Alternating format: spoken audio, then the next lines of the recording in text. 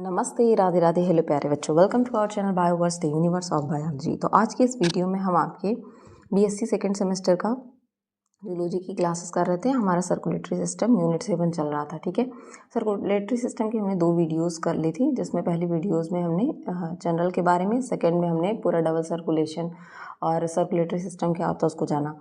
आज हम पढ़ने वाले हैं आगे की चीज़ें, जैसे कार्डियक साइकिल हो गया, कार्डियक आउटपुट हो गया, ब्लड प्रेशर हो गया, देन इलेक्ट्रोकार्डियोग्राम हो गया, इन ईसीजी, इन सब चीज़ों के बारे में पढ़ेंगे। ठीक है, अब हम कार्डियक साइकिल की बात करते हैं। कार्डियक साइकिल क्या होता है? ठीक है, तो हमारे हार्ट का बीट जो है, ठीक है, वो क्या करता है, जब एक बार हार्ट बीट करता है तो वो क्या होती है, एक साइकिल कंप्लीट करता है हार्ट। ठीक है, सिंगल हार्ट बीट में एक पूरी साइकिल कंप्लीट होती है। ठीक है, तो उसको हम समझेंगे, लेकिन उससे पहले अगर वीडियो को आप पहली बार देख रहे हैं तो चैनल को लाइक से सब्सक्राइब कर दें, और डेली वीडियोस के अपडेट के लिए आप हमारे टेलीग्राम चैनल को ज्वाइन कर सकते हैं, जिसका लिंक डिस्क्रिप्शन में दिया हुआ। आप इंस्टाग्राम चैनल ज्वाइन कर सकते हैं ताकि वीडियोज़ की आपको डेली अपडेट मिलता रहे, वहाँ पर वीडियोज़ डेली भेजी जाती हैं। ठीक है, तो चलिए, कार्डियक साइकिल। कार्डियक साइकिल का मतलब होता है एक साइकिल। ठीक है, साइकिल क्या कैसी होती है, ऐसी। ठीक है, जो यहीं से स्टार्ट होगी यहीं पे आके ख़त्म, यहीं से स्टार्ट यहीं आके ख़त्म। ठीक है, इसको क्या कहते हैं, साइकिल। इसका मतलब जो भी चेंजेस हो रही हैं आपके हार्ट के एक सिंगल बीट में, ठीक है, एक minute, all changes occur inside heart in a single heart beat. ठीक है, आपके एक सिंगल हार्ट के बीट करने में जो टाइम लग रहा है, that is a cardiac cycle. अब देखिए, अगर एक जनरल बात की जाए तो हमारे हार्ट को बीट करने में हमारा हार्ट कितना 75 बीट्स पर मिनट करता है, 75 बीट्स पर मिनट में 70 to 75 इस तरीके का बीट्स इसमें होते हैं। तो अगर आप इसको कैलकुलेट करेंगे तो एक हार्ट बीट कंप्लीट होने में जो आपका लब और डब का साउंड होता है, आपको लगता है 0.8 सेकेंड। ठीक है, कार्डियक साइकिल को एक बीट कंप्लीट करने में 0.8 सेकेंड लगता है, और ये 0.8 सेकेंड 2 साइकिल में कंप्लीट होता है। आप सभी को पता है कि आपका ब्लड पहले क्या करता है, कॉन्ट्रैक्ट करता है फिर रिलैक्स करता है, कॉन्ट्रैक्ट करता है फिर रिलैक्स करता है। कॉन्ट्रैक्शन को कहते हैं सिस्टोल और रिलैक्सेशन को कहते हैं डायस्टोल। ठीक है, कॉन्ट्रैक्शन और रिलैक्सेशन होता है, सिस्टोल और डायस्टोल होता है। सिस्टोल कॉन्ट्रैक्शन जब होगा तो पंप होता है ब्लड, रिलैक्सेशन के टाइम में ब्लड रिसीव किया जाता है। ठीक है, तो रिसीविंग चैम्बर आपके ऊपर वाले थे, मतलब atria, right and left atria क्या था आपका right auricle and left auricle क्या था, रिसीविंग चैम्बर था, वहाँ रिसीव होता है डायस्टोल के टाइम पे, और ब्लड पंप किया जाता है सिस्टोल के टाइम पे, वो आपके लेफ्ट ऑरिकल और लेफ्ट वेंट्रिकल से, लेफ्ट ऑरिकल से आपके लंग्स तक जाता है प्योरीफाई होने के लिए, और लेफ्ट ऑरिकल वेंट्रिकल से आपके बॉडी तक जाता है। तो इस तरीके से ये हार्ट बीट चलता है। तो 0.8 सेकेंड 72 बीट्स हम लोग लेके चलते हैं, 72 बीट्स पर मिनट।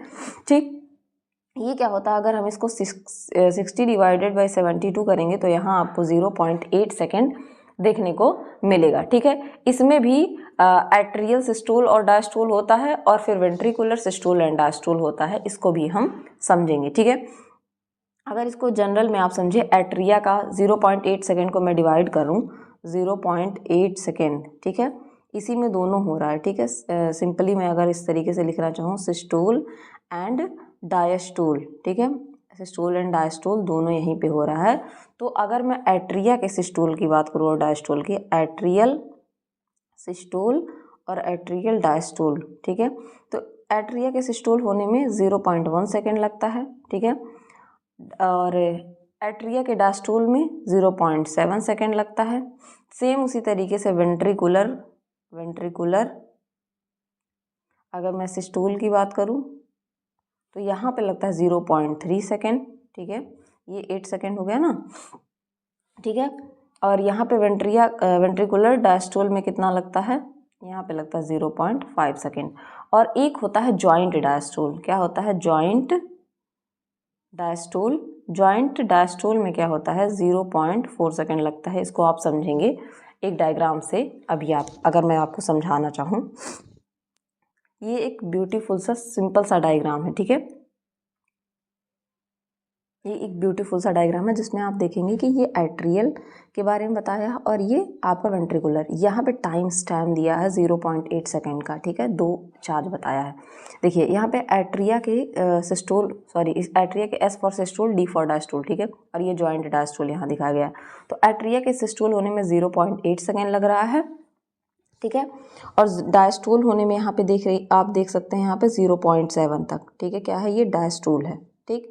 फिर वेंट्रिकल की बात करें तो इसके डायस्टोल में क्या हो रहा है 0.1 सेकेंड, ठीक है, सिस्टोल में इसके 0.3, और यहाँ पे फिर डायस्टोल, तो यहाँ पे ये देखिए सिस्टोल में अगर मैं बात करूँ तो यहाँ पे सिस्टोल में 0.3 सेकेंड और डायस्टोल की अगर मैं बात करूँ तो 0.5 सेकेंड। सेम इसी तरीके से इसका है, सिस्टोल में 0.1, डायस्टोल में क्या हो रहा है आपका यहाँ पे 0.7 सेकेंड लग रहा है, ठीक है। और अगर देखें तो जॉइंट डायस्टोल क्यों लिखा है, ये इसी मैनर में चलता है। तो यहाँ पे आप देख सकते हैं कि दोनों क्या हो रहा है, डायस्टोल ही हो रहा है, एट्रिया में भी डायस्टोल हो रहा है और वेंट्रिकल में भी डायस्टोल हो रहा है, तो इसको कहते हैं जॉइंट डायस्टोल। होपफुली ये बात समझ गए होंगे कि आगे इसका यूज़ है। कार्डियक साइकिल इस तरीके से, अगर मैं एक डायग्राम दिखाना चाहूँ इस तरीके से ब्यूटीफुल सा चलता है इस तरीके से। यहाँ पे देखिए एट्रियल सिस्टोल, इसको कहते हैं बिगिनिंग, ये है बिगिनिंग, ठीक है। यहाँ पे क्या होती है, सेमिलुनार वॉल्व्स पाई जाती हैं और एट्रियोवेंट्रिकुलर, यानी कि आपकी जो ये वाली यहाँ पे एट्रियोवेंट्रिकुलर ट्राइकस्पिड और बाइकस्पिड वॉल्व्स होती हैं, ठीक है। और सेमिलुनार वॉल्व्स क्या होती हैं, यहाँ पे इस तरीके से जो हार्ट में खुलती हैं आपकी जो वेंट्रिकुलर सेमिलुनार वॉल्व्स जो खुलती हैं उसमें होता है, ठीक। यहाँ पे देखिए ये है आपका ऑरिकुलर वॉल्व कंटिन्यू कंट्रैक्टिंग, तो ये क्या है, सिस्टोल क्या है, कॉन्ट्रैक्शन है, ठीक है। यहाँ पे क्या हो रहा है, स्टार्ट हो रहा है कॉन्ट्रैक्शन, यहाँ पे स्टार्टिंग है, यहाँ पे क्या हो रहा है, कंटिन्यू हो रहा है कॉन्ट्रैक्शन, ठीक है। अभी आप समझेंगे यहाँ पे सेमिलुनार और एवी वॉल्व का क्या रोल होता है इसको। यहाँ पे एट्रियल सिस्टोल क्या होता है, एंड हो जाता है, उसके बाद क्या होता है, स्टार्ट होता है वेंट्रिकुलर सिस्टोल। वेंट्रिकुलर सिस्टोल में भी इनका रोल होता है, यहाँ पे एट्रियल वॉल्व क्या करती है, रिलैक्स करती हैं, ठीक है, और वेंट्रिकुलर वॉल्व का स्टार्ट होता है कॉन्ट्रैक्शन, ठीक है। यहाँ पे वेंट्रिकुलर सिस्टोल कंटिन्यू होता है, उसके बाद आता है आपका वेंट्रिकुलर डायस्टोल, ठीक है। तो इस तरीके से ये साइकिल चलती रहती है, 0.8 सेकेंड लगता है एक इस पूरी साइकिल को कंप्लीट होने में, इसी वजह से इसको कहते हैं कार्डियक साइकिल।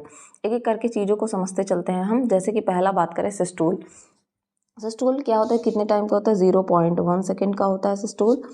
और कौन सा वाला सिस्टोल, आपका एट्रियल सिस्टोल, ठीक है, एट्रिया का जब सिस्टोल होता है।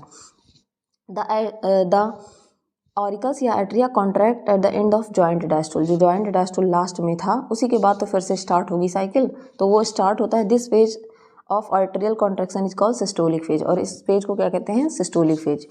इस फेज में क्या होता है, मोस्ट ऑफ ब्लड जो होता है इंटर करता है, right most of the blood इंटर्स into the right ventricle. इसमें जो ये राइट वेंट्रिकल है आपका, ये वाला राइट वेंट्रिकल में, ठीक है, ऑरिकल नहीं, वेंट्रिकल में क्या होता है, ब्लड एंटर करता है, क्योंकि ये क्या है, रिसीविंग चैम्बर, पंपिंग चैम्बर है, ठीक है। तो यहाँ पे सिस्टोल हो रहा है, कॉन्ट्रैक्ट हो रहा है, पंप करेगा तो ब्लड क्या होता है, पंप होता है। The atrium act as a main vessel to collect, atrium जो मेन वेसल की तरह काम करता है कलेक्ट करने के लिए, pump venous deoxygenated blood into the right ventricle, और क्या करता है, डीऑक्सीजनेटेड ब्लड को राइट वेंट्रिकल में डाल देता है, ठीक है। यहाँ से क्या होता है, blood during atrial systole can not return back into the superior and inferior vena cava as their openings to their atria are blocked, ठीक है। तो वहाँ पे क्या लगी होती हैं, जो सुपीरियर इंफीरियर वेना कावा वहाँ पे लगी होती है वॉल्व्स, ठीक है। वो वॉल्व्स क्या होती है, जब ब्लड एंटर कर जाएगा तो उसके बाद वो क्या हो जाती हैं, बंद हो जाती हैं, ताकि ब्लड बैक ना जा सके, ठीक है। जब कॉन्ट्रैक्शन होता है आर्टरिया का तो ब्लड कहाँ जाता है, फ्रॉम एट्रिया से ब्लड आपका जब ये कॉन्ट्रैक्ट करेगा तो ब्लड आपके एट्रिया से कहाँ जाएगा, एट्रिया से जाएगा वेंट्रिकल में, ठीक है, एट्रिया से वेंट्रिकल। और जब ये रिलैक्स करेगा तो ये कहाँ जाएगा, बॉडी से एट्रिया में, ठीक है। जब कॉन्ट्रैक्ट तो ब्लड कहाँ जाएगा, एट्रिया से वेंट्रिकल में चला जाएगा, और जब रिलैक्स करेगा तो बॉडी से एट्रिया में चला जाएगा, ठीक है। एट्रियल डायस्टोलिक फेज की बात करें, and at the end of atrial diastole, atrial systole, जब एट्रियल सिस्टोल खत्म होता है तो एट्रियल मसल क्या करते हैं, रिलैक्स करती हैं और एंटर करती हैं डायस्टोलिक फेज में। Leaving the phase the venous blood again come into the atria through vena cava. वही मैंने बताया डायस्टोल में क्या होता है, बॉडी से फिर से क्या आता है, वेना कावा में आ जाता है। देन हम बात करेंगे वेंट्रिकुलर डायस्टोल की, ठीक है। यहाँ पे क्या होता है, वेंट्रिकुलर सिस्टोल में कॉन्ट्रैक्शन ऑफ वेंट्रिकल होता है साइमल्टेनियसली, क्या होता है, with onset of atrial diastole, atrial diastole के साथ साथ ही the ventricle start to contract, ventricle भी कॉन्ट्रैक्ट करना स्टार्ट कर देती हैं और इसको हम कहते हैं वेंट्रिकुलर सिस्टोल। जो प्रेशर ऑफ ब्लड है इमीडिएटली यहाँ पे क्या होता है वेंट्रिकल में, ऑरिकल ऊपर नीचे वेंट्रिकल राइज कर जाता है, ठीक है। और इसकी जो एवी वॉल्व होती हैं एट्रियो वेंट्रिकुलर वॉल्व्स, एट्रिया और वेंट्रिकुलर के बीच में जो वॉल्व है ट्राइकस्पिड और bicuspid valve are shut sharply to prevent back flow of the blood from ventricle to the atria. वहाँ पे क्या हो जाएगा, वो वॉल्व बंद हो जाएंगी ताकि ब्लड जो है वापस से ना जा सके, ठीक।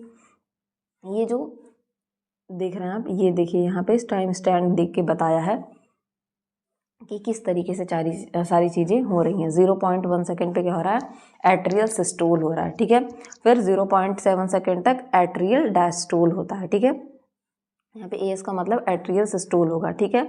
उसके बाद ये यहाँ से फिर यहाँ से यहाँ तक क्या होता है, एट्रियल डायस्टोल होता है, यहाँ पे दिया है एट्रियल डायस्टोल होता है, ठीक है। फिर आपका आता है 0.3 सेकेंड का क्या होता है, वेंट्रिकुलर आपका सिस्टोल होता है, और बाकी आपका 0.5 सेकेंड का क्या होता है, वेंट्रिकुलर डायस्टोल होता है, ठीक है। इस तरीके से ये प्रोसेस चलता है, सिंपल वी डायग्राम मैंने बताया। तो ये आपको सिस्टोल और डायस्टोल का प्रोसेस समझ में आया। वेंट्रिकुलर सिस्टोल में क्या होगा, जब वेंट्रिकल कॉन्ट्रैक्ट करेंगी यानी कि सिस्टोल करेंगी तो क्या होता है, वेंट्रिकल से ब्लड कहाँ जाएगा, ब्लड फ्रॉम वेंट्रिकल से एट्रिया में चला जाएगा, ठीक। और जब रिलैक्स करेंगी तो ऑर्टा से वेंट्रिकल में जाता है। ये है सिस्टोल का, यानी कि जब क्या करेंगे कॉन्ट्रैक्ट, ये है डायस्टोल का जब रिलैक्स करेंगे। इस तरीके से ये प्रोसेस चलता है। अब इसी प्रोसेस के दौरान आपको दो साउंड सुनाई देते हैं, लब डब, जो आप धक धक की साउंड मूवीज़ में देता है, वो एक्चुअल में साउंड होता है लब एंड डब का, ठीक है। लब एंड डब की साउंड की अगर मैं बात करूं तो फर्स्ट हार्ट साउंड, उसके बाद हम वेंट्रिकुलर डायस्टोल पढ़ेंगे। फर्स्ट हार्ट साउंड इसी टाइम पे सुना आता है लब। ये कब सुनाई देगा, जब आपका ये थोड़े लो पिच का होता है, जैसे लो पिच, और आवाज़ इसकी तेज होगी। जिसकी पिच लो होती है उसका आवाज़ काफ़ी तेज होता है, जैसे कि मेल्स हो गए, पुरुषों में आवाज़ काफ़ी तेज होती है लेकिन उनका पिच क्या होता है, लो होता है। तो ये लो पिच की होती है, लंबे टाइम तक लॉन्ग ड्यूरेशन की होती है। जब शार्प क्लोजर होता है एवी वॉल्व का, दैट मीन्स बाइकस्पिड और ट्राइकस्पिड वॉल्व का, at the beginning of ventricular systole, जैसे ही वेंट्रिकुलर सिस्टोल होता है तो एवी जो आपकी ट्राइकस्पिड और बाइकस्पिड वॉल्व है वो क्या होती है, बंद होती हैं। इस वॉल्व के बंद होने से आपके हार्ट का फर्स्ट साउंड प्रोड्यूस होता है, जिसको कि कहते हैं लब, ठीक है। As the ventricular systole advance, the pressure in the ventricle increase rapidly. Semilunar valves now open and blood start to be ejected into great arteries.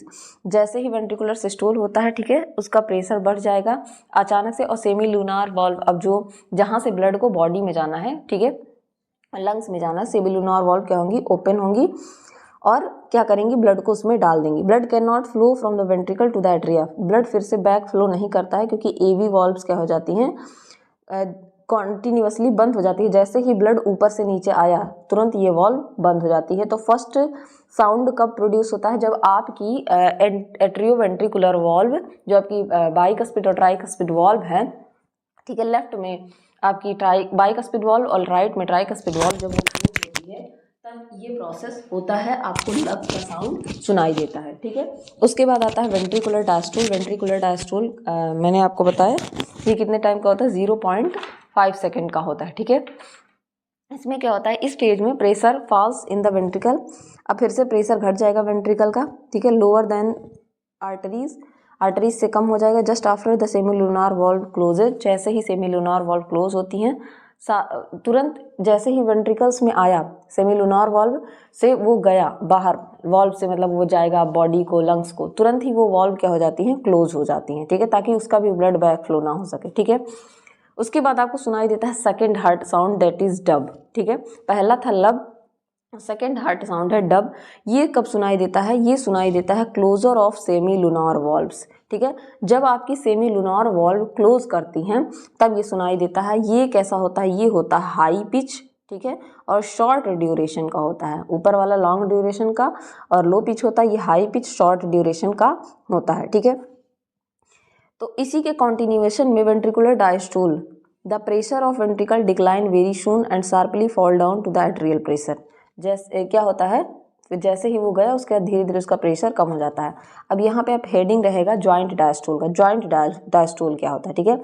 At the relaxation phase, एक रिलैक्सेशन फेज है जहाँ पे atria और ventricle दोनों क्या होती हैं, relax phase में होती हैं, उसको कहते हैं डायस्टोलिक फेज या जॉइंट डायस्टोल कहते हैं। उस टाइम पे आपकी एट्रिया और वेंट्रिकल दोनों ही रिलैक्स कर रही होती हैं, उस फेज को हम जॉइंट डायस्टोल कहते हैं।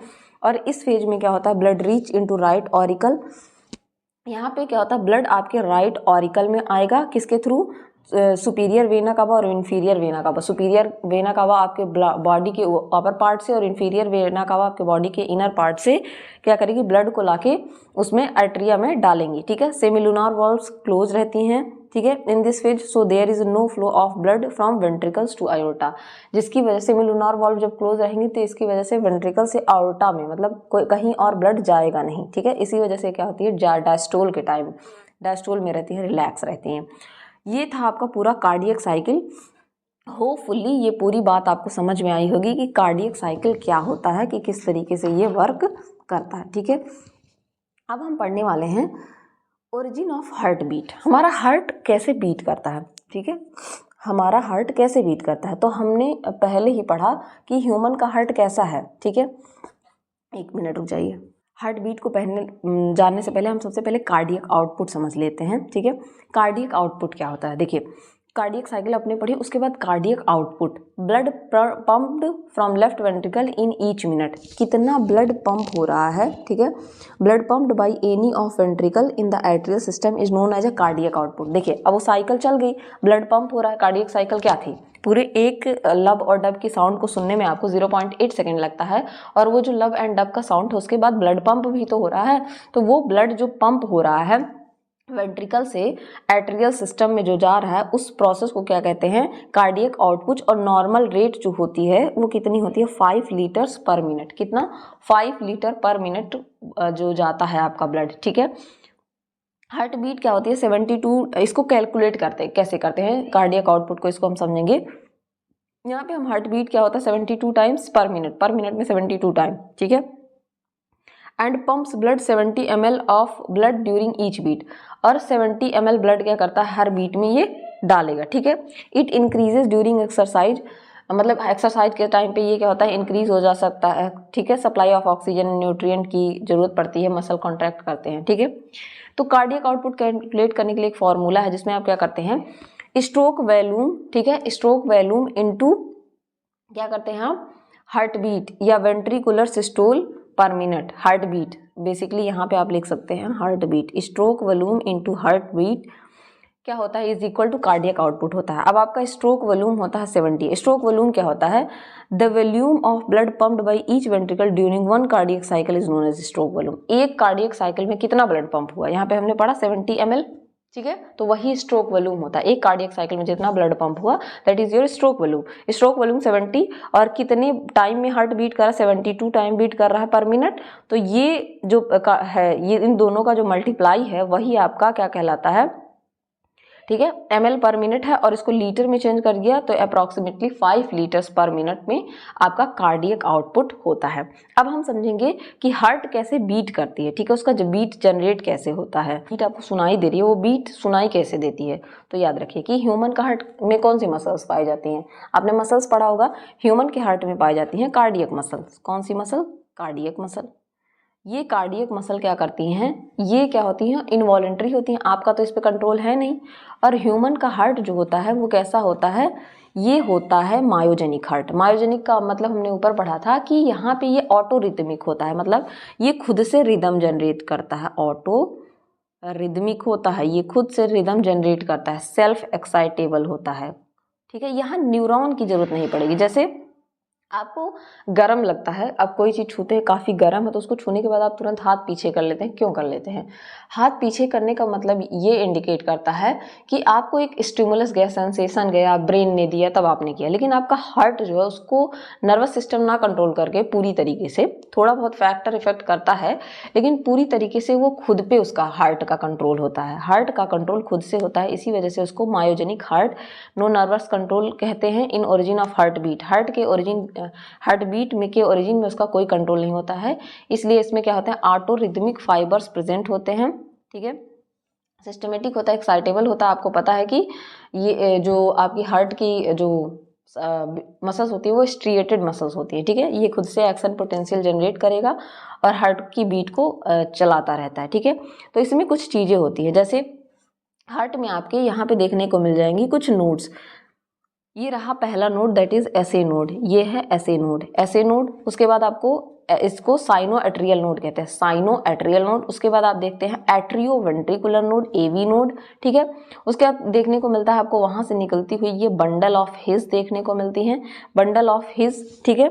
और फिर उससे निकली हुई आपको परकिंजे फाइबर्स देखने को मिलती हैं।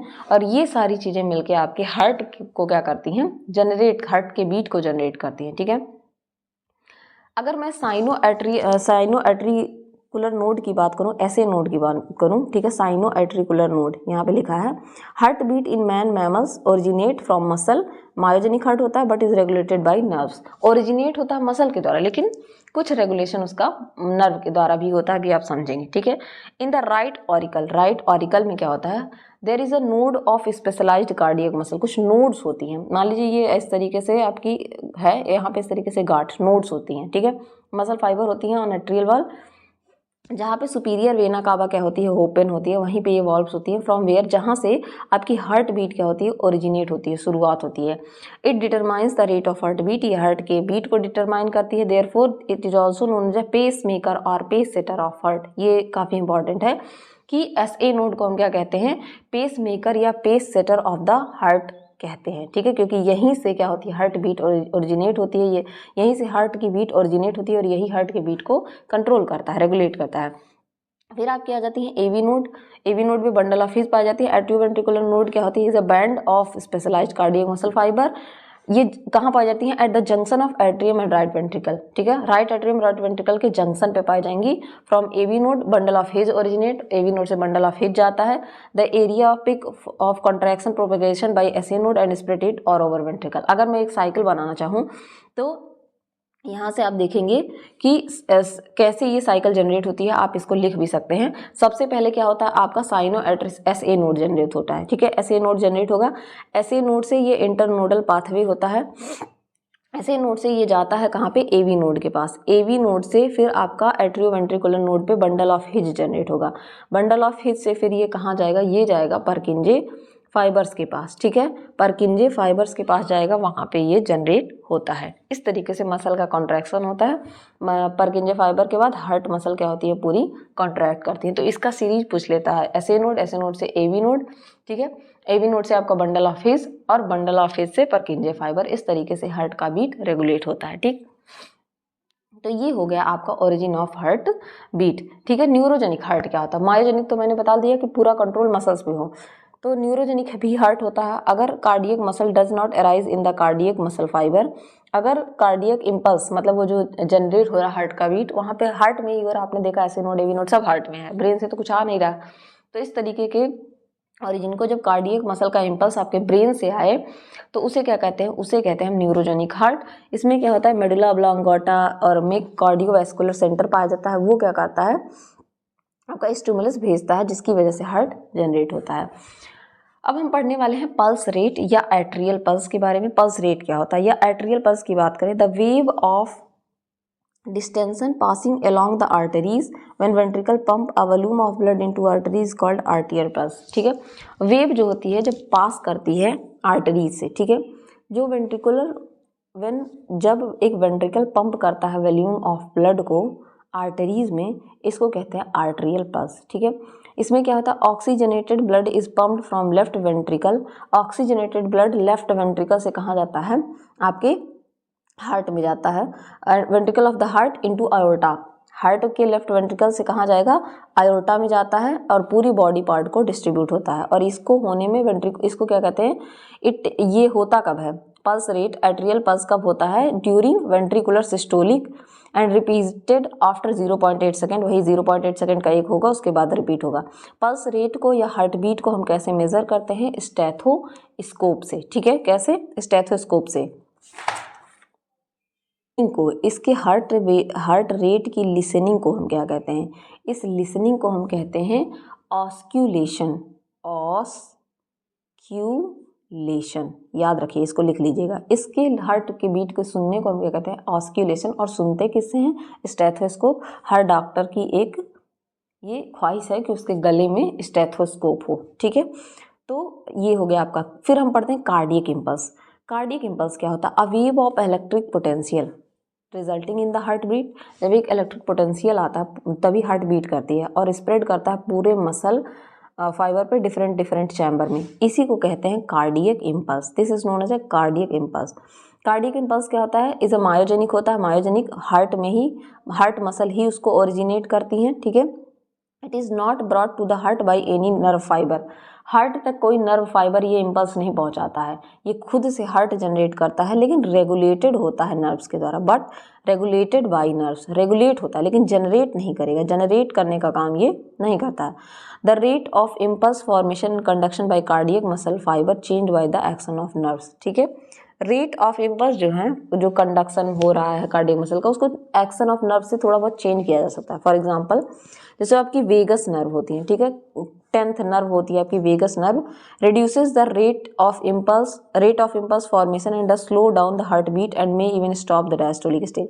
वेगस नर्व क्या होती है? वो आपके हार्ट के रेट को स्लो कर सकते हैं, ओरिजिनेट कभी नहीं करेगी, फर्स्ट इफेक्ट डाल रही, स्लो कर देगी, और कभी कभी जो डायस्टोलिक फेज होता है उसको स्टॉप कर सकती है। सेम वे जो आपकी सिंपैथेटिक नर्व फाइबर्स होती हैं, ये एक्टिविटी ऑफ ऐसे नोड जो है उसकी एक्टिविटी को इंक्रीज कर देती है, जिसकी वजह से हार्ट बीट इंक्रीज होता है। ऐसा कब होता है? सिंपैथेटिक और पैरासिम्पैथेटिक नर्वस सिस्टम जब आप पढ़ेंगे तो वहाँ पे आप पढ़ेंगे कि ये क्या होते हैं, ये फाइट और फ्लाइट रिस्पॉन्स जो होते हैं उसमें काम करते हैं। तो जो सिंपैथेटिक नर्वस सिस्टम है, अगर वो बढ़ाने का काम कर रहा है हार्ट रेट को, तो आपका पैरासिम्पैथेटिक क्या करता है? उसको घटाने का काम करता है एक दूसरे के एक्शन में। तो ये क्या कर रहे हैं? रेगुलेट कर रही हैं। कभी भी हार्ट बीट को ओरिजिनेट करने का काम नर्व नहीं करेंगी, इसीलिए हमारा हार्ट क्या होता है? मायोजेनिक होता है, क्योंकि खुद ही हार्ट की जो मसल्स हैं वही हार्ट की बीट को जनरेट करती है, ठीक है। होपफुली इतनी चीजें आपको एकदम क्लियर क्रिस्प समझ में आ गई होंगी, ठीक है। आगे बढ़ते हैं। कार्डियक आउटपुट हमने पढ़ ही लिया, ठीक है। एट्रियल ब्लड प्रेशर क्या होता है, इसको भी समझ लेंगे। एट्रियल ब्लड प्रेशर या ब्लड प्रेशर जिसको कहते हैं, आर्टेरियल ब्लड प्रेशर या जिसको कि ब्लड प्रेशर कहते हैं, प्रेशर ऑफ आर्टरीज, इसी वजह से इसको हम क्या कह रहे हैं? एट्रियल ब्लड प्रेशर कह रहे हैं, ठीक है। The pressure of blood exerted in the arteries due to pumping of heart is called atrial blood pressure, ठीक है। It is generally expressed as a systolic rate and diastolic rate. Generally इसको हम systolic and diastolic rate कहते हैं, respectively वैसे ही कहेंगे। जैसे systolic rate आपका कितना होता है? 120, और डायस्टोलिक रेट कितना होता है? 80 mmHg इसको मापा जाता है एक नॉर्मल हेल्दी पर्सन का जो ब्लड प्रेशर है।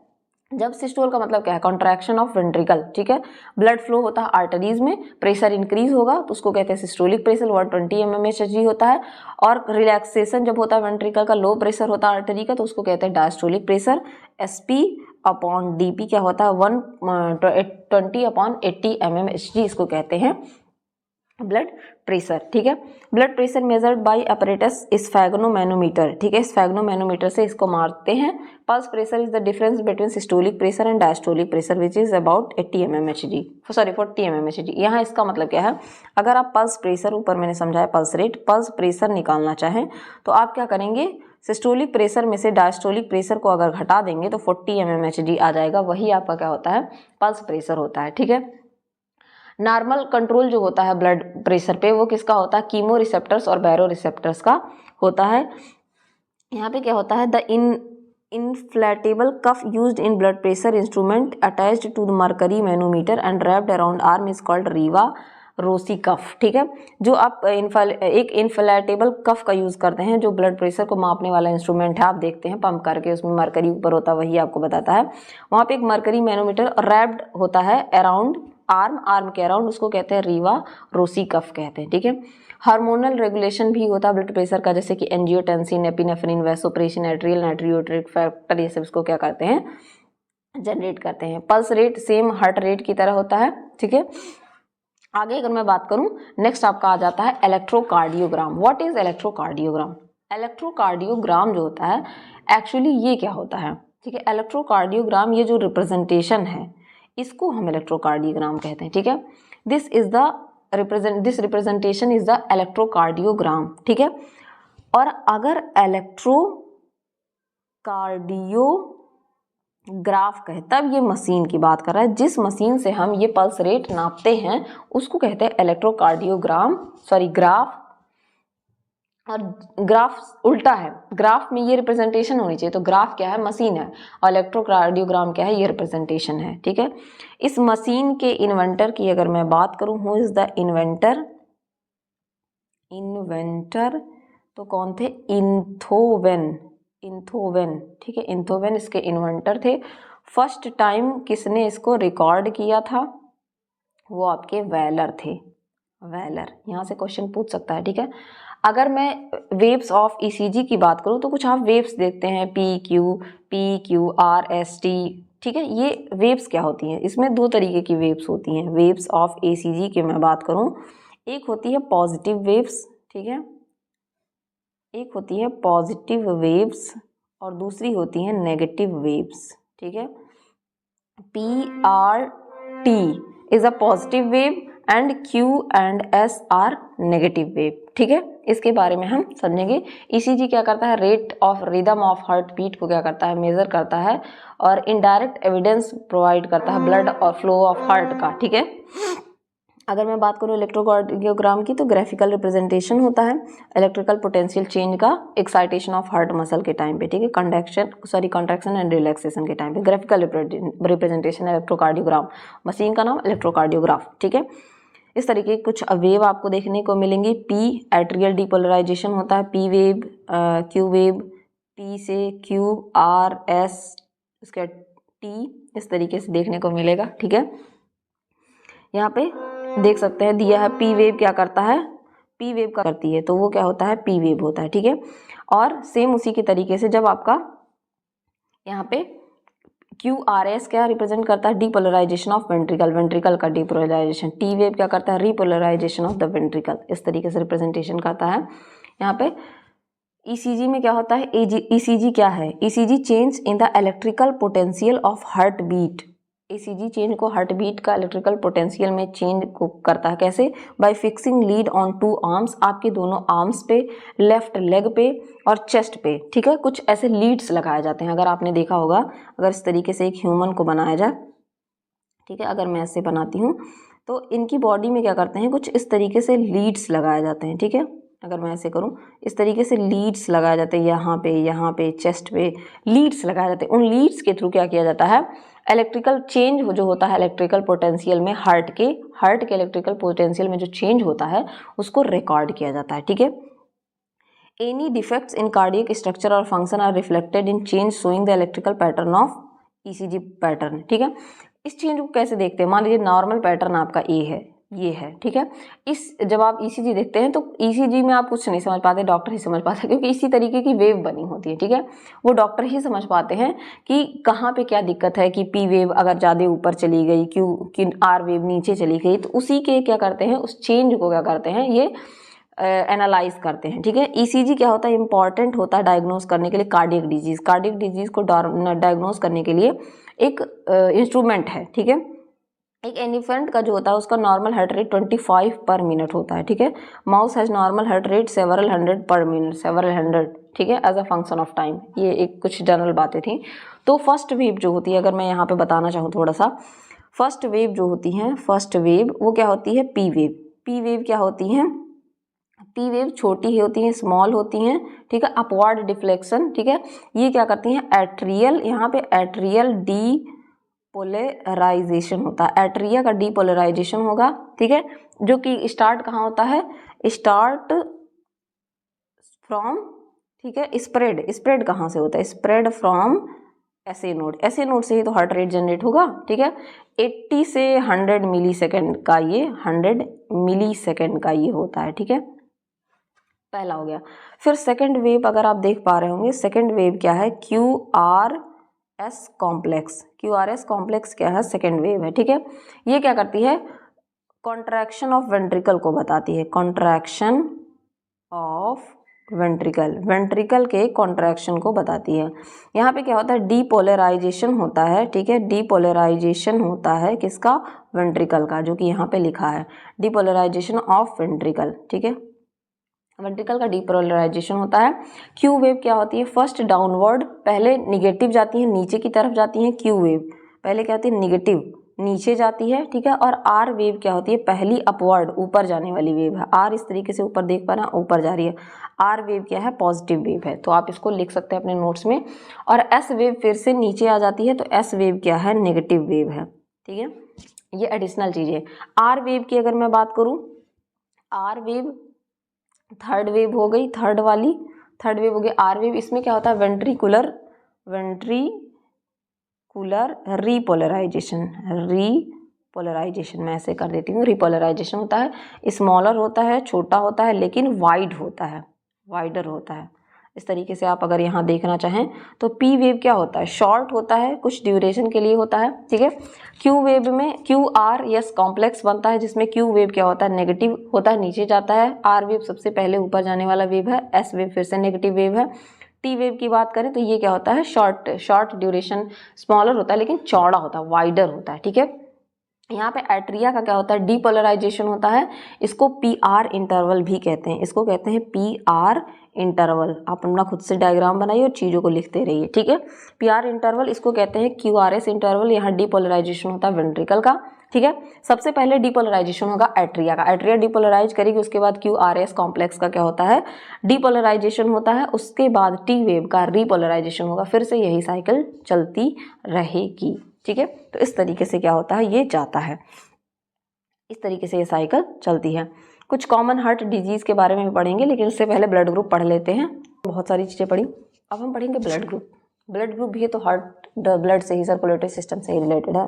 ब्लड ग्रुप क्या होता है, कैसे आप जान पाते हैं आपका ब्लड ग्रुप ए है, आपका बी है, आपका सी है, डी है, और उसमें भी सॉरी ए है, बी है, ओ है, ओ ए बी है, ठीक है। उसमें भी ए पॉजिटिव है, बी पॉजिटिव है। एमएन ब्लड ग्रुप क्या होता है, इन सभी चीज़ों के बारे में समझेंगे। Blood grouping is done by basis of antigen and RH factor. Antigen और आरएच फैक्टर की बात करते हैं। और आपके ब्लड में क्या पाया जाता है, आपके ब्लड में पाया जाता है आरबीसी, जिस पे प्रेजेंट होता है आपका एंटीजन, ठीक है। ये रही आपकी आरबीसी ब्यूटीफुल सी, इस पे प्रेजेंट होता है एंटीजन, और यही एंटीजन ए होगा तो आपका ब्लड ग्रुप ए होगा, आपका ब्लड एंटीजन बी होगा तो आपका ब्लड ग्रुप बी होगा, आपका एंटीजन ए बी होगा, ए और बी दोनों प्रेजेंट होगा तो आपका ब्लड ग्रुप ए बी, और कोई एंटीजन नहीं होगा तो आपका ब्लड ग्रुप ओ होता है, ठीक है। सेम उसी के अगेंस्ट, एंटीजन के अगेंस्ट आपके प्लाज्मा में क्या पाए जाते हैं, एंटीबॉडी पाए जाते हैं, ठीक है। इस तरीके से प्लाज्मा में क्या होते हैं, दिस इज योर प्लाज्मा, यहाँ होता है ए बी एंटीबॉडी, ठीक है। ए उसी तरीके से उसके against small A, small B, A B और नो, ठीक है। तो in both cases criterion in the presence और absence of certain antigens on surface of our erythrocyte RBC पे प्रेजेंट होती हैं। इसको कहते हैं एबीओ ब्लड ग्रुपिंग, ठीक है। एबीओ ब्लड ग्रुपिंग में क्या होता है, इसमें एबीओ जो है called grouping and was discovered by Landsteiner. इस ग्रुपिंग को पहली बार लैंडस्टीनर ने डिस्कवर किया था, क्योंकि इसमें ए बी और ओ का ही नाम दिया जाता है, इसी वजह से on the presence of antigen on RBC, ठीक है। प्रेजेंस ऑफ और एब्सेंस ऑफ एंटीजन आरबीसी पे ये बताता है कि कौन सा ब्लड ग्रुप है। Plasma of different individual has 1 or 2 different antibodies produce in response of the antigen. और उसी प्लाज्मा में आरबीसी में क्या है, एंटीजन जो आपके ब्लड ग्रुप को बता रहा है, और उसके क्या कहते हैं एंटीबॉडीज़ का, उसके अगेंस्ट एंटीबॉडीज़ का प्रोडक्शन आपके कहाँ पे होता है, आपके प्लाज्मा में होता है, ठीक है। ब्लड ग्रुप क्या होती है, वेरी इंपॉर्टेंट होती हैं ड्यूरिंग ब्लड ट्रांसफ्यूजन। अगर आपको ब्लड का ट्रांसफ्यूजन करना है, एग्लूटिनेशन, कोगुलेशन हो जाता है, अगर आपका ब्लड गलत दे दिया जाए, पॉजिटिव वाले का नेगेटिव को चढ़ा दिया जाए, ठीक है, ए को बी का चढ़ा दिया जाए, तो क्या होती है, गड़बड़ हो जाती है, मिसमैच हो जाता है, तो कोगुलेशन हो जाएगी, ब्लड का थक्का बन जाएगा, इंसान क्या होता है, उसकी डेथ हो जाती है, फेटल होता है। फिर आपके उसी ब्लड ग्रुप में यूनिवर्सल डोनर और यूनिवर्सल एक्सेप्टर आते हैं, जिसमें से ब्लड ग्रुप ओ क्या है, यूनिवर्सल डोनर है, क्योंकि क्या होता है, because blood group O group does not have any antigen, कोई एंटीजन ही नहीं है। तो जब एंटीजन ही नहीं है तो रिएक्ट कैसे, एंटीजन को क्या समझते हैं, अगर जनरल साइंस में समझे तो एंटीजन क्या होता है, बाहरी फैक्टर है, जिसके पास कुछ बाहरी फैक्टर ही नहीं है, कोई एंटीजन ही नहीं है, वो किसी एंटीबॉडी को क्यों प्रोड्यूस करेगा। इसी वजह से क्या होता है, ये यूनिवर्सल डोनर होता है, सबको अपना ब्लड ग्रुप दे देगा, क्योंकि किसी की बॉडी रिएक्ट नहीं करेगी, क्योंकि इसके ऊपर कोई एंटीजन ही नहीं है, ठीक है।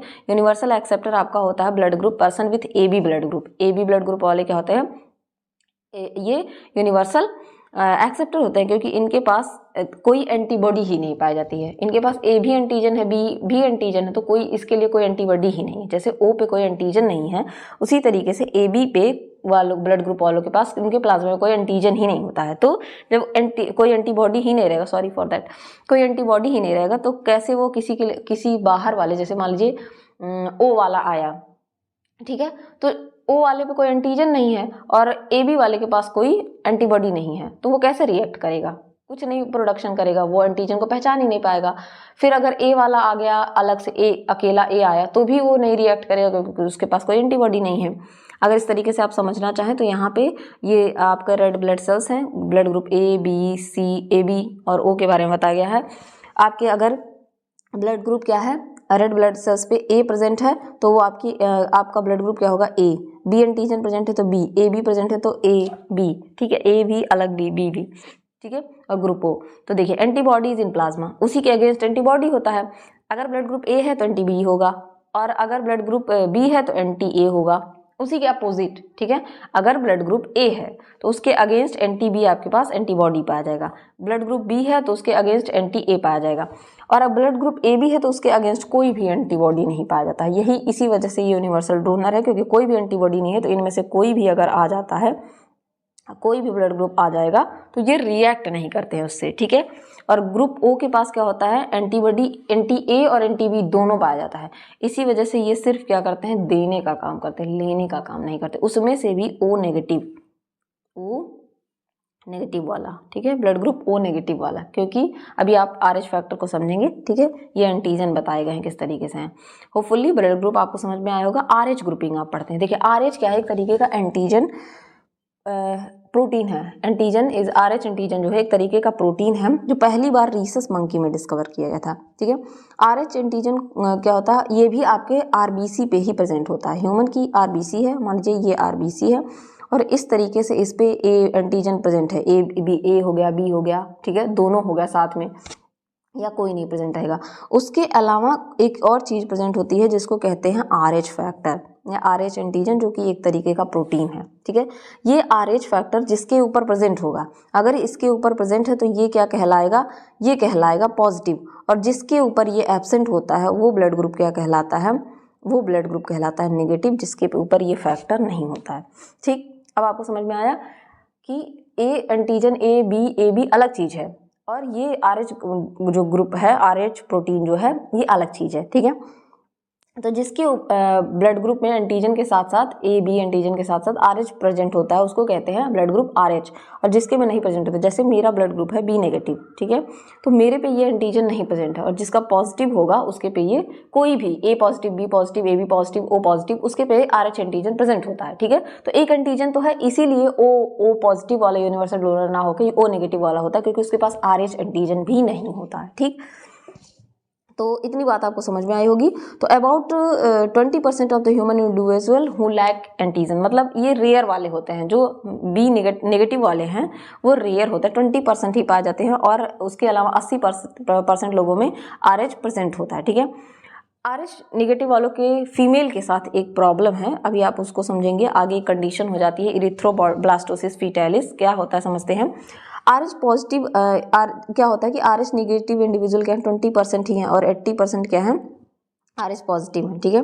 RH negative positive bond is transfused into RH negative individual, specific anti RH antibody is found in the blood of recipient. मान लीजिए ये आपका RH नेगेटिव ब्लड ग्रुप है, ठीक है, और आपको RH पॉजिटिव वाला चढ़ा दिया गया, तो क्या होता है कि आपकी बॉडी क्या करेगी, उसके अगेंस्ट, नेगेटिव है तो इसके अगेंस्ट में पॉजिटिव एंटीबॉडी बना लेगी, ठीक है। तो ये क्या होता है यहाँ पे हम समझेंगे एक केस, अगर कोई मदर है, मदर जो है, मदर नेगेटिव ब्लड ग्रुप के साथ है, RH नेगेटिव ब्लड ग्रुप के साथ है, ठीक है, ड्यूरिंग प्रेगनेंसी के टाइम पे, ठीक है। यहाँ पे क्या होता है, केस फर्स्ट, अगर मदर का पहला RH नेगेटिव फीटस, पहला बच्चा है, ठीक है, वो क्या है, वो RH नेगेटिव आ गया, ये मम्मी है, मम्मी के स्टमक में छोटू सा बाबू, ये भी पहला वाला RH नेगेटिव है, ठीक है। तो और मान लीजिए RH नेगेटिव की शादी, छोड़िए शादी किसी से भी हुई, RH नेगेटिव है और उसका पहला बच्चा क्या हो गया, नेगेटिव आ गया, बच्चा भी क्या है, उसका भी ब्लड ग्रुप नेगेटिव है, ठीक है। तो यहाँ पे कोई भी कॉम्प्लिकेशन प्रेगनेंसी के टाइम पे नहीं होगी, कोई दिक्कत नहीं होती है अगर बच्चा भी नेगेटिव आ गया। लेकिन अगर मदर क्या है, नेगेटिव है, ठीक है, mother is negative, mother negative है और बच्चा पॉजिटिव आ जाए, ठीक है, if RH negative women bear an RH positive foetus पहले टाइम में, ठीक है, फॉर द फर्स्ट टाइम, तभी कोई कॉम्प्लिकेशन नहीं आएगा, ठीक है। अगर नेगेटिव है तो भी कोई दिक्कत नहीं, अगर नेगेटिव पॉजिटिव है फर्स्ट टाइम प्रेगनेंसी में तो भी कोई दिक्कत नहीं है। दिक्कत कब आएगी?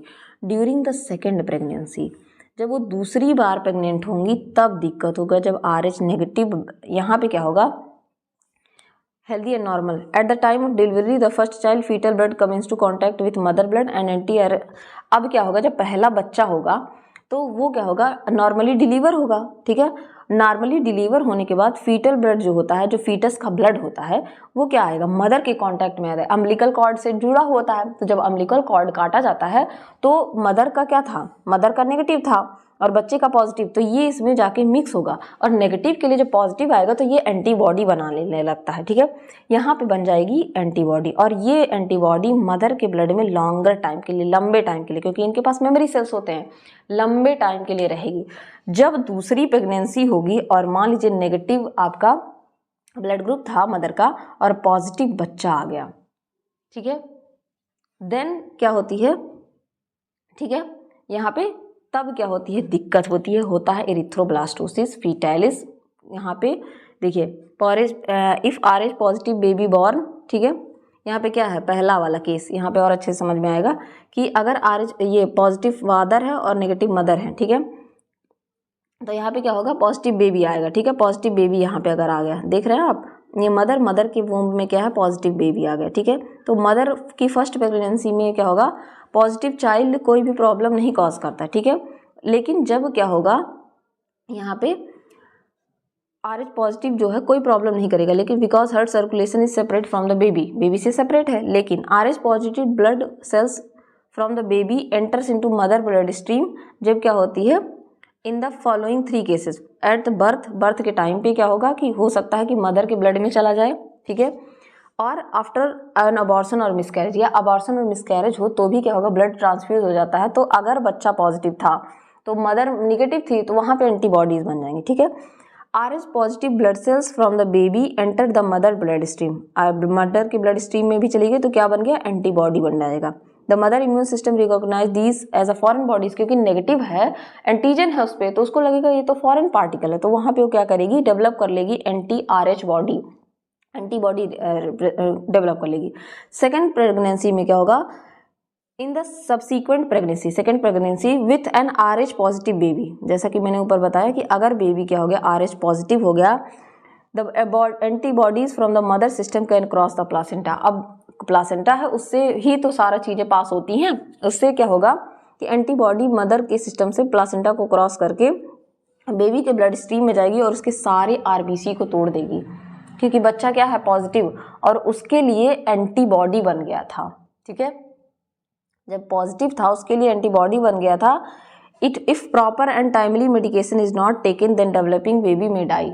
अगर आपको क्या होता है कि जिसका RH नेगेटिव होता है उसको क्या किया जाता है, एक रो डी करके विद इन बेबी के बर्थ होने के विद इन 24 आवर में ये एंटीजन, ये एक दवा दे दी जाती है जिसकी वजह से वो एंटीबॉडी नहीं बनने पाता, तो सेकंड बेबी में भी दिक्कत नहीं होगी। लेकिन अगर ऐसा नहीं किया गया, दिक्कत हुई, तो सेकंड बेबी क्या होता है, वहाँ पे एरिथ्रोब्लास्टोसिस फीटैलिस हो जाता है, जिसमें बच्चे को एनीमिया हो जाएगा, अदर सिम्टम जैसे जॉन्डिस, वीकनेस, फटीग हो जाएगा, और इस प्रोसेस को कहते हैं एरिथ्रोब्लास्टोसिस फीटैलिस। यहाँ इसको समझाने का इतना मतलब इसलिए है क्योंकि यहाँ से क्वेश्चन पूछता है, ठीक है।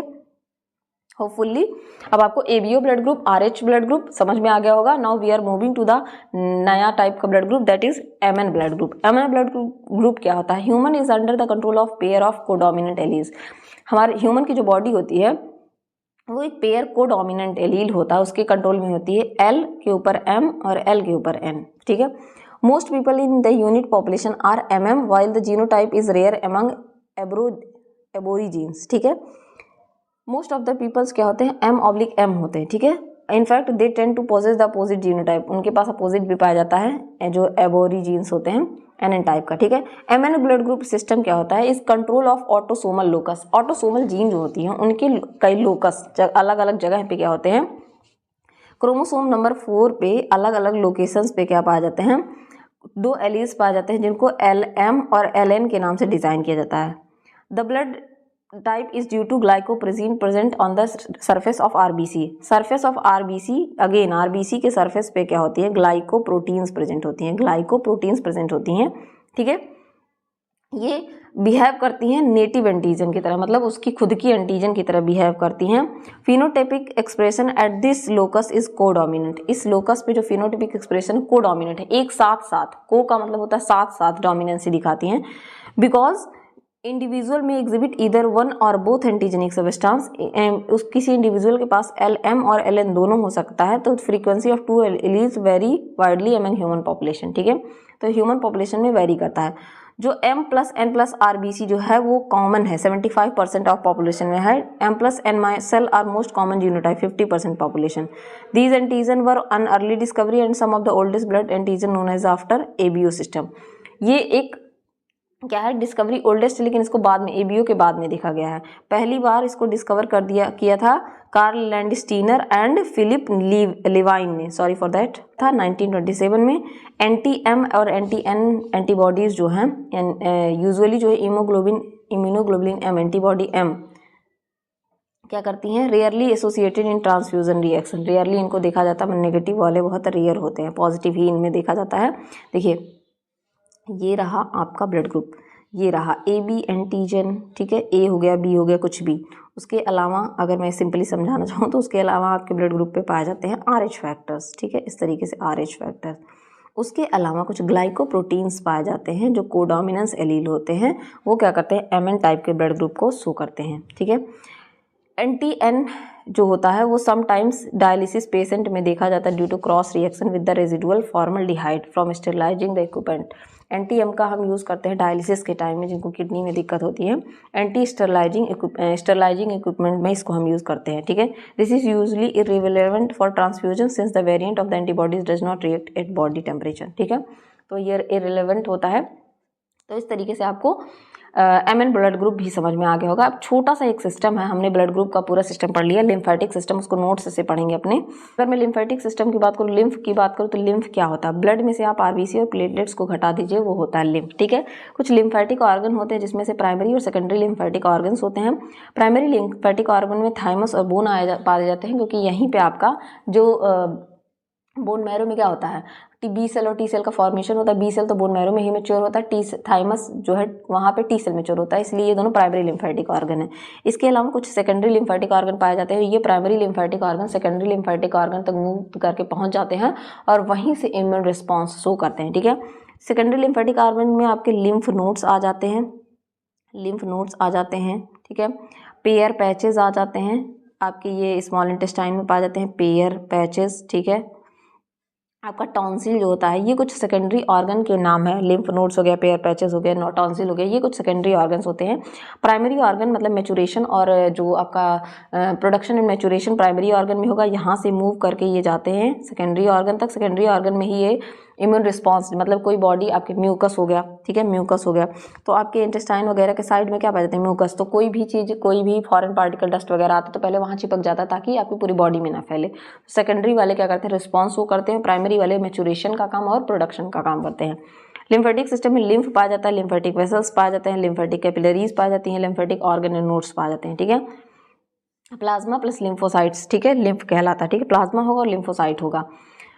इसको also known as a tissue fluid और एक्स्ट्रा सेलुलर फ्लूइड और मिडिल मैन और इंटरस्टिशियल फ्लूइड कहते हैं। लिम्फ कैसे पाया जाता है, कलेक्टेड बाय लिम्फेटिक कैपिलरीज, ठीक है, join to form lymphatic vessel, join करके लिम्फेटिक वेसल फॉर्म करती हैं। अगर लिम्फेटिक वेसल की बात करें, एक होता है राइट थोरेसिक लिम्फेटिक वेसल, दूसरा होता है लेफ्ट साइड के लिम्फ थोरेसिक वेसल।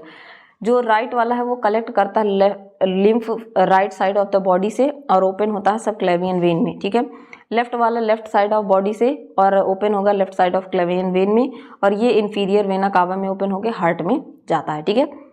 तो इस तरीके से इसका प्रोसेस होता है। ब्लड और लिम्फ पे थोड़ा सा अगर मैं सिस्टम डिफरेंस की बात करूँ तो ब्लड में RBC होता है, इसमें नो हीमोग्लोबिन, ठीक है, प्लाज्मा RBC WBC प्लेटलेट्स पाया जाता है, यहाँ सिर्फ प्लाज्मा और लिम्फोसाइट्स पाए जाते हैं, नो RBC WBC, ठीक है।